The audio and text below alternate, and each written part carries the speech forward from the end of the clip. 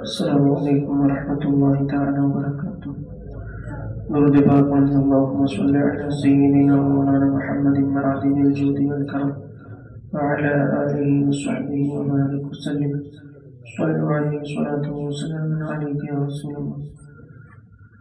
نویت سنت الاعتقاد اللہم افتح علینا حکمتک وانشر علینا رحمتک یا ذا الجلال والاکرام۔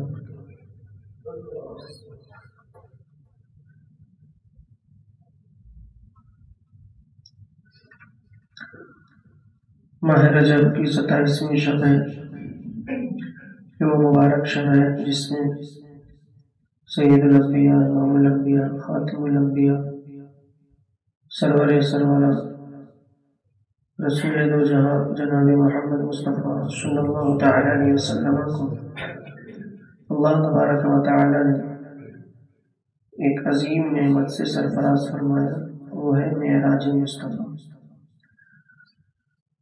جس کا ذکر قرآن پاک کی آیت کریمہ میں سبحان الذی اسریٰ بعبدہ لیلا من المسجد الحرام الی المسجد الاقصی الذی بارکنا حولہ لنریہ من آیاتنا انہ هو السمیع البصیر۔ آیت کریمہ کا ترجمہ پاکی ہے اسے جو اپنے بندے کو راتوں رات لے گیا مسجد حرام سے مسجد اقصی تک، جس کے گردا گرد ہم نے برکت رکھی ہے کہ ہم اسے اپنی عظیم نشانیاں دکھائیں، بے شک وہ سنتا دیکھتا ہے۔ یہ سورہ بنی اسرائیل ہے، اس کا نام مشہور جو ہے سورہ بنی اسرائیل، لیکن اس کے اور بھی نام ہیں، سورہ اسراء اور سورہ سبحان بھی اسے کہا جاتا ہے۔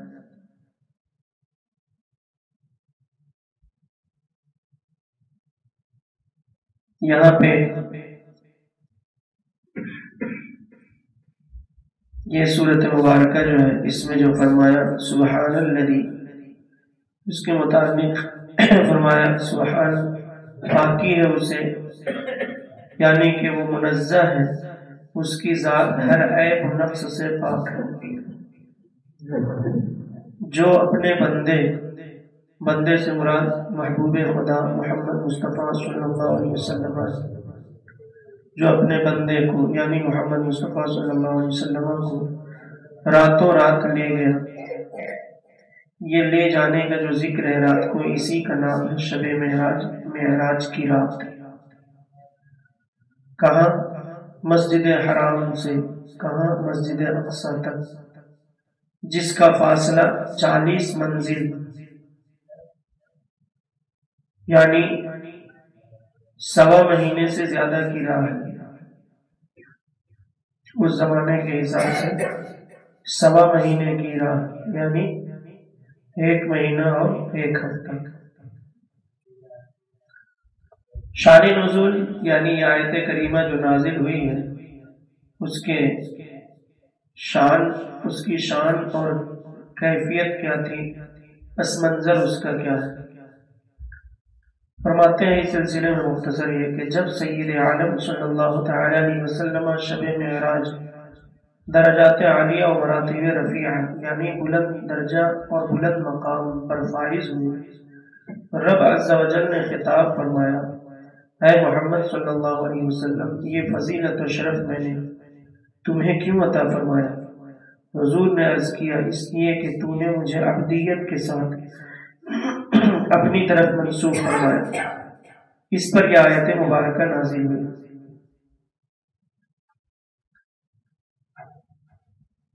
کہ پاکی ہے اسے جو اپنے بندے کو راتوں رات لے گیا مسجد حرام سے مسجد اقصی تک،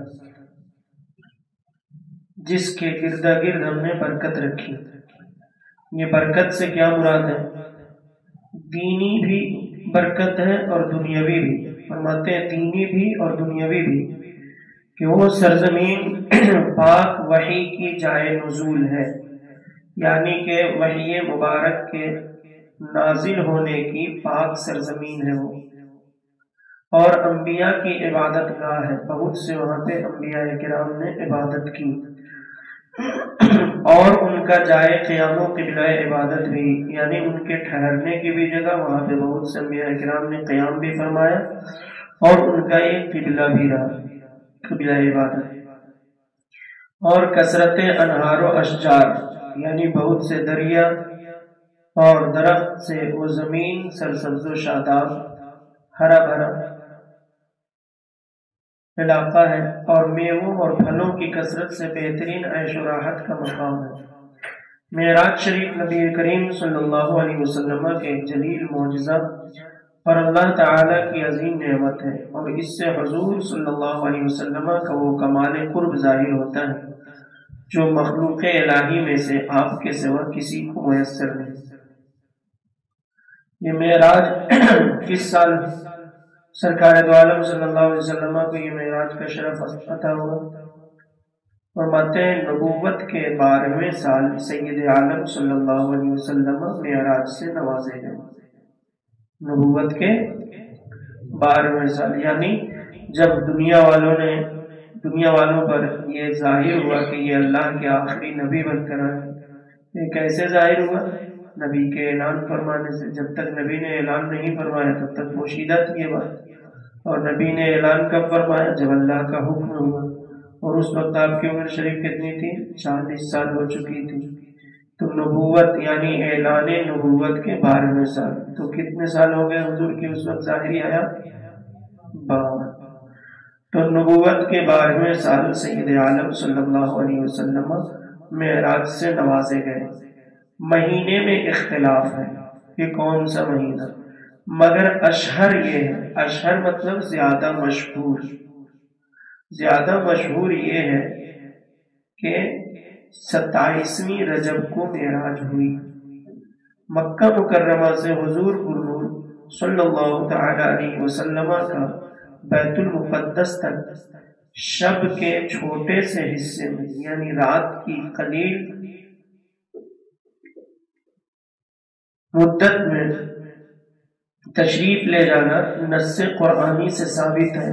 اگر کوئی معراج کا انکار کرتا ہے مطلقاً تو اس کا منکر کافر ہے، کیونکہ یہ نص قطعی سے اتنا سفر ثابت ہے مسجد حرام سے مسجد اقصی تک کا، اور آسمانوں کی سیر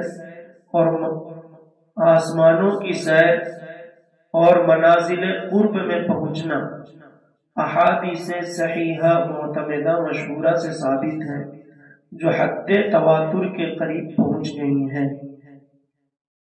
حد تواتر کا معنی ہوگا تسلسل کی حد تک، یعنی کہ ہر زمانے میں اس کو بیان کرنے والے اتنے راوی تھے کہ ان سب کا جو ہے کہ جھوٹ پر جمع ہو جانا سب کا یہ محال ہے۔ حد تواتر کو یہ بات پہنچی تو اس کا انکار کرنے والا یہ آسمانوں کی سیر کا اور منازل قرب کا منکر گمراہ ہے۔ کیا ہے؟ گمراہ ہے، بھٹکا ہوا ہے، راہ حق کو وہ کھو چکا ہے۔ معراج شریف بحالت بیداری جسم و روح دونوں کے ساتھ واقع ہوئی۔ یہ اس لیے بیان کرنا ضروری ہے کہ بعض لوگوں کا یہ کہنا ہے یہ سب کچھ خواب میں ہوا، سوتے ہوئے، لیکن ایسا نہیں، بلکہ یہ بیداری کی حالت میں اور جسم اور روح دونوں کے ساتھ واقع ہوئی۔ یہی جمہور اہل اسلام کا عقیدہ ہے، یعنی جو علماء کی بڑی جماعت ہے اہل اسلام کی، ان کا یہی عقیدہ ہے، اور اصحاب رسول صلی اللہ علیہ وسلم کی کثیر جماعتیں اور حضور صلی اللہ علیہ وسلم کے اجلہ اصحاب اسی کے معتقد ہیں، یعنی وہ یہی عقیدہ رکھتے تھے۔ نصوص آیات و احادیث سے، یعنی قرآن پاک کی آیات اور احادیث مبارکہ کی صراحت سے بھی یہی مستفاد ہوتا ہے، یعنی یہی فائدہ حاصل کیا جاتا ہوتا ہے کہ تیرہ دماغان فلسفہ کے اوہام فاسدہ محض باطل ہیں۔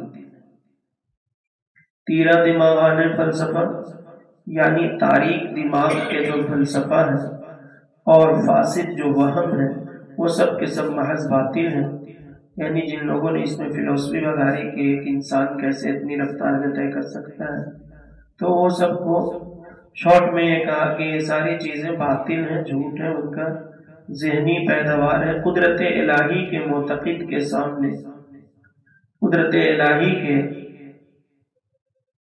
معتقد کے سامنے وہ تمام شبہات محض حقیقت ہے، یعنی جو اللہ تعالیٰ کی قدرت کا عقیدہ رکھتا ہے کہ اللہ چاہے تو پل بھر میں بہت کچھ بلکہ سب کچھ کر سکتا ہے، تو اس کو ان فلسفی والوں کی باتوں پر کہ ایک انسان اگر اتنی رفتار سے جائے گا تو جل جائے گا، وہاں جائے گا تو ہوا نہیں ہے، آکسیجن نہیں ہے، تو یہ ساری چیزیں فلسفی ایک طرف رکھیں۔ جو اللہ تعالیٰ کی قدرت پر یقین رکھتا ہے اس کے لیے یہ تمام شبہات بے حقیقت ہیں۔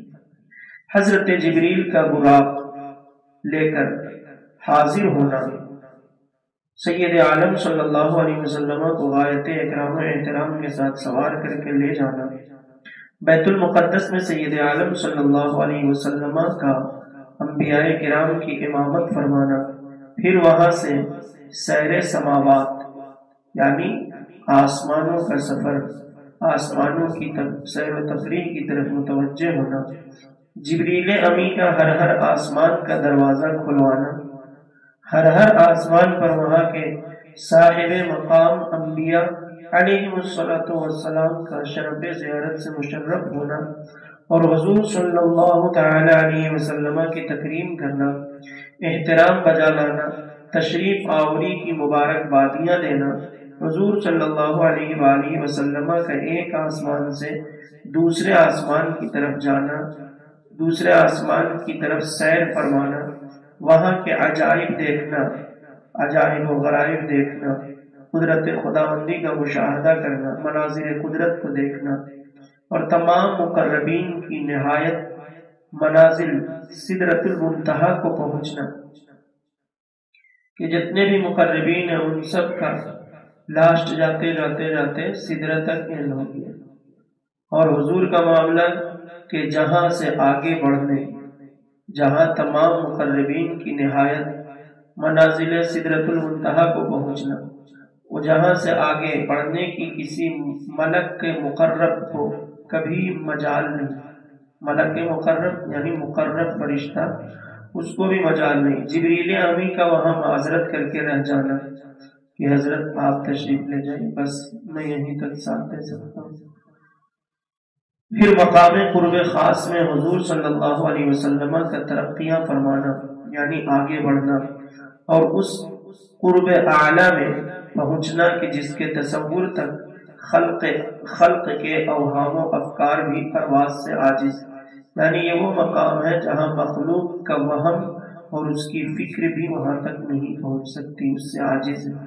وہاں مورد رحمت و کرم ہونا یعنی رحمت و کرم کے ساتھ وہاں پہنچنا اور انعامات الہیہ اور خصائص نعم سے سرفراز فرمایا جانا، ملکوت سماوات والارض یعنی آسمان کے عجائبات کا دیکھنا اور ان سے افضل و برتر علوم پانا، اور امت کے لیے نمازیں فرض ہونا، حضور صلی اللہ علیہ وسلم کا شفاعت فرمانا، جنت و دوزخ کی سیریں، اور پھر اپنی جگہ واپس تشریف لانا اور اس واقعے کی خبریں دینا، کفار کا اس پر شورشیں مچانا، اور بیت المقدس کی عمارات کا حال اور ملک شام جانے والے قافلوں کی کیفیتیں حضور صلی اللہ علیہ وسلم سے دریافت کرنا، حضور کا سب کچھ بتانا، اور قافلوں کے جو احوال حضور نے بتائے قافلوں کے آنے پر ان کی تصدیق ہونا، یہ تمام صحاح کی معتبر احادیث سے ثابت ہے۔ سمجھ میں آگئی ساری بات؟ پچھلی ساری باتیں سمجھ میں آئی؟ یہ قافلہ والی جو بات آئی انشاءاللہ اس کی صراحت جمعہ میں کی جائے گی، ٹھیک ہے؟ ہاں ابھی مختصر میں سنتے چلیں۔ یہ جو ہے آج یہ جو ہے مین ٹیکسٹ ہے، ٹھیک ہے؟ اب اس میں کی جو بات ہے ایکسپلین کرنے والی وہ جمعہ میں انشاءاللہ۔ اس میں یہ بتایا گیا خلاصہ کے طور پر کہ جب حضور صلی اللہ علیہ وسلم گئے سفر کر کے، تو حضور کا سفر ڈائریکٹ مکہ سے آسمان کا تو شروع نہیں ہوا، وہاں سے مسجد اقصی ہے۔ اچھا اگر اللہ چاہتا تو مکہ ہی میں سارے انبیاء کو بھیج دیتا کہ جاؤ، وہیں سب حاضر ہو جاؤ. حضور حضرت ام ہانی کے گھر سے نکل کے جیسے مکہ شریف پہنچتے سب کی امامت فرماتے اور وہیں سے آسمان پر چلے جاتے. یہ یہاں سے بیت المقدس جانا پھر وہاں سے آسمان پر، وہ معاملہ ایسا بھی نہیں تھا کہ وہیں سے پلیٹ فارم بنا ہوا تھا. ایئرپورٹ جیسے ہم لوگ کا بنا ہوا ہے، میں آپ کو ایئرپورٹ پہ ایروپلین پہ جانا ہے تو ایئرپورٹ پہ پہنچنا. وہ تو براق ہے، جہاں پہلی نظر پڑتی ہے وہیں اس کا قدم پہنچتا ہے. تو اس میں بھی جو حکمتیں ہیں تو انشاءاللہ جمعہ کے دن سنیں. ٹھیک ہے کہ اللہ نے پہلے زمینی سفر کرایا پھر آسمانی سفر کرایا. ٹھیک ہے. تو اس بیچ میں جو ہے راستے میں بہت سے عرب کے قافلے گئے ہوئے تھے ملک شام کی طرف تجارت کے لیے. کوئی ہفتے دن پہلے نکلا تھا، کوئی 15 دن پہلے نکلا تھا، کوئی 2-4 مہینے پہلے نکل کے وہ تجارت کر کے ریٹرن آ رہا تھا. سمجھ رہے؟ اب حضور اسی راستے سے گزر رہے. مثلاً آپ یہاں سے نکلے، آپ سے پہلے جو ہے کہ بہت سے لوگوں کی ایک جماعت پیدل یہ سواری کے ساتھ نکلی ہے اسی راستے پر جس کا آپ ذکر کریں کہ ہاں میں یہاں سے جا رہا تھا بریلی شریف. اب یہاں سے جو لوگ نکلے ہیں راستے میں، خاص تو ٹرین والا معاملہ ہے کہ دکھے گا نہیں، لیکن گھوڑے پر جب نکلے ہوں یا اونٹ پر نکلے ہوں تو وہ قافلہ جہاں بھی گزر رہا ہے اور آپ کہیں کہ ہم تیز رفتار سواری سے گئے تو پوچھا جائے گا کہ وہ قافلہ آپ کو کہاں پہ ملا تھا. وہ جو 1 ہفتہ پہلے گزرا، حضور نے بتایا کہ وہ فلاں مقام پہ تھا. جب وہ قافلہ واپس آیا اس قافلے والوں سے پوچھا ان لوگوں نے کہ فلاں تاریخ فلاں دن میں تم لوگ کہاں ٹھہرے تھے؟ تو حضور نے جو بتایا تھا کہ وہ قافلہ وہاں ٹھہرا ہوا تھا وہیں پہ ٹھہرے ہوئے تھے. ٹھیک ہے. کچھ قافلے ریٹرن آ رہے تھے، ان سے بھی حضور کی ملاقات ہوئی تھی. کچھ ان کے جانور بدک گئے تھے اور اس پر بدکنے سے کوئی گر کر کے اس کا ہاتھ ٹوٹ گیا تھا. حضور نے وہ بھی بتایا کہ وہ قافلہ جو ہے کہ اتنے دنوں میں واپس آ جائے گا، وہ فلاں منزل پہ ملا تھا مجھے، اور اس میں کہ فلاں ایک شخص گر گیا اس کی اس طرح سے ہاتھ ٹوٹے. جب وہ لوگ آئے تو پوچھا تو بولا کہ ہاں ہمارا جانور بھی دب گیا تھا اور گرنے سے ہاتھ ٹوٹ گیا فلاں مقام پر ایسے ہوئے. تو اس سے جو ہے کہ کیا حکمتیں ہیں وہ تو آپ کچھ سمجھ ہی گئے باقی انشاءاللہ. تو اسی کو انہوں نے کہا کہ حضور کا تو وہ لوگ پوچھنے لگے، جو لوگ بیت المقدس گئے تھے وہ بھی پوچھنے لگے کہ بیت المقدس میں بتائیے کتنے دروازے ہیں، مسجد اقصی میں کتنے ستون کتنے ہیں، پلر کتنے ہیں. اب کوئی یہاں آنے والا پوچھ لے کہ بتائیے مسجد اعلی حضرت میں کتنے پایا، اور سامنے تو ایک ہی وہ دکھ رہا ہے. نہیں بھی آیا ہوگا تو کوئی ایسے اشارہ سے وہ اٹھا کے کر دے گا تو سامنے والا بول دے گا ایک میں بیچ میں تو ایک ہی وہ پایا ہے. سائڈ دیوار میں کتنا ہے وہ نہیں پوچھا، سامنے کتنا ہے بولے ایک ہے. اور اگر بولے محراب میں کتنا ہے بولے تو نہیں بھی بولا تو ایسے کوئی بھیڑ میں صحیح سے کر دے. وہاں حضور سے اب یہ سوال ہونے لگے کہ اگر آپ گئے ہیں تو بتائیے. سمجھ رہے؟ یعنی حضور کی بات. اب اگر حضور کہتے ہیں کہ ہم مکہ ہی سے گئے ہیں تو پھر بولتے ہیں یہ تو روز آ رہے ہیں جا رہے ہیں، یہاں کی کسی چیز سے کیا پوچھیں ہم. اور وہاں کے بارے میں اس لیے کہ حضور کبھی تو گئے ہی نہیں وہاں اور وہاں کے بارے میں بتا رہے ہیں. تب جانے والوں نے پوچھا اچھا وہاں گئے تھے تو بتائیے تو پائے کتنے دروازے ہیں. یہ والی وہ کہ یہ چیز کس رخ پہ ہے اور حضور سب پتہ ہے. اسی کی طرف یہ اشارہ ہے کہ بیت المقدس کی عمارت کا حال اور ملک شام جانے والے قافلوں کی کیفیتیں حضور علیہ الصلوۃ والسلام سے دریافت کرنا اور حضور کا سب کچھ بتانا، ان کا صحیح جواب بتانا. اور قافلہ والوں کے پھر جو احوال پوچھے پھر حضور نے ان کے بارے میں بھی بتایا. اور پھر حضور نے تو بتایا ہی، پھر جو قافلہ والے آئے ان سے پوچھے کہ فلاں دن فلاں جگہ ٹھہرے تھے، بولے ہاں.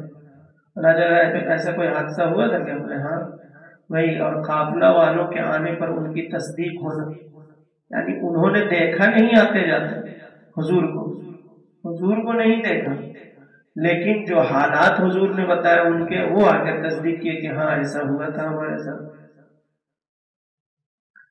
تو یہ تمام صحاح کی معتبر احادیث سے ثابت ہے. صحاح کیا ہے؟ تو صحیح کی جمع صحاح، جیسے صحیح میں 2 ہا ہے ویسے صحاح اس کی جمع ہے. تو صحاح کون سی کتابیں کہی جاتی ہیں؟ یہ جو حدیث کی 6 کتابیں مشہور ہیں، بخاری شریف، مسلم شریف اور ترمذی شریف ہاں، مشکات شریف وہ تو ان سب کا خلاصہ ہے، مسلم شریف، بخاری شریف، مسلم شریف، ترمذی شریف اور ابن ابو داؤد شریف، ابن ماجہ اور سنن نسائی، ٹھیک ہے۔ تو یہ صحاح ستہ بھی کہتے ہیں، کیا کہتے ہیں؟ صحاح ستہ۔ اور یہاں ستہ کی قید نہیں ہے، صرف کیا کہا؟ صحاح سے ثابت ہے، تو مطلب یہ ہے کہ صحیح حدیثوں سے ثابت ہے۔ اب صحیح کے مطلب کہ پھر غلط بھی حدیث ہوتی ہے، وہ مطلب یہاں پہ نہیں۔ حدیث کے درجے ہیں، کچھ حدیث کے درجے کچھ کہا جاتا ہے صحیح، یہ پارٹیکولر لفظ ہے، یہ وہ والا صحیح نہیں کہ ہاں یہ آدمی صحیح ہے اور یہ آدمی غلط ہے، دو ہی دو لفظ ہے، یہاں ایسا نہیں ہے، یہاں صحیح ہے۔ اور صحیح کی بھی پھر قسمیں ہیں، صحیح لذاتے ہی، صحیح لغیری، پھر اس کے نیچے حسن، حسن کے معنی ہوتا ہے اچھا، پھر حسن لذاتے ہی، حسن لغیری، پھر اس سے نیچے بھی درجے۔ حدیث کی کئی قسمیں ہیں، سمجھ گئے؟ کوئی مرفوع ہے، کوئی موقوف ہے، کوئی مقطوع ہے، کوئی حسن ہے، کوئی ضعیف ہے، کوئی جو ہے متواتر ہے، اور کوئی شاذ ہے، کوئی مضطرد ہے، کئی قسمیں ہیں۔ اس لیے اس جھمیلے میں اگر کوئی پتہ کہ نہیں صحیح نہیں ہے تو اسی سے پوچھے گی تو کیا ہے؟ صحیح نہیں ہے تو اس کے نیچے حسن تو ہے، حسن مانے بھی اچھا ہوتا ہے، لیکن یہاں جو ہے کہ یہ تمام باتیں جو ہیں صحیح حدیثوں سے ثابت، یعنی وہ لیول جو صحت کے درجے کو پہنچے۔ اچھا حدیثیں تو سب حضور ہی کی فرمائی ہوئی، تو پھر یہ صحیح ہونا، حسن ہونا، اور جو ہے کہ ضعیف ہونا، قوی ہونا، اقوا ہونا، اضعف ہونا، مشہور ہونا، عزیز ہونا، غریب ہونا، یہ کیا ہے؟